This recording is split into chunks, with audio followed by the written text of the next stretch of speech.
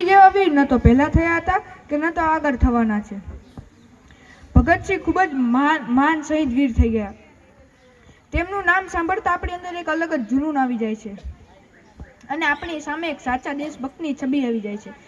તેઓ માત્ર 23 વર્ષની ઉંમરે દેશ માટે શહીદ થઈ ગયા, પરંતુ દેશ માટે તેમને ઘણું બધું કર્યું હતું. 1907માં 8 એપ્રિલના રોજ તેમનો જન્મ થયો હતો.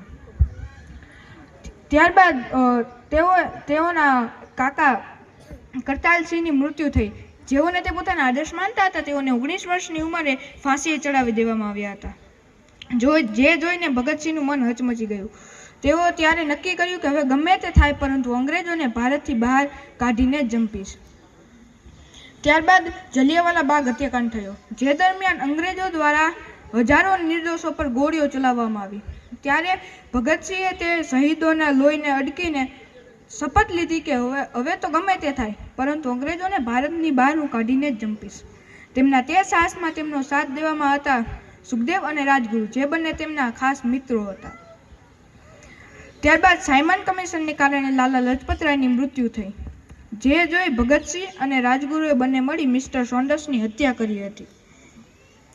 ત્યારબાદ અંગ્રેજો દ્વારા જાહેર કરાયેલ પબ્લિક સેફ્ટી બિલનો ભગતસિંહે વિરોધ કર્યો અને ભગતસિંહ અને તેમના મિત્રોએ મળી અને અંગ્રેજ એસેમ્બલીમાં બોમ્બ ફેંક્યો હતો, જે માટે ભગતસિંહ અને તેમના મિત્રોની ધરપકડ કરવામાં આવી. ત્યારબાદ 1929માં 8 એપ્રિલના રોજ ભગતસિંહ, સુખદેવ અને રાજગુરુને ફાંસી આપવામાં આવી હતી. ભગતસિંહ તો ખૂબ મહાન થઈ ગયા અને આવા વીરો આપણા ભારતમાં ઘણા છે, પહેલા પણ હતા અને આગળ પણ થશે. તો વંદન છે આવા વીરોને, અને એથી પણ વધારે વંદન છે એમની જનેતાઓને, જેમને આ વીરોને જન્મ આપ્યા.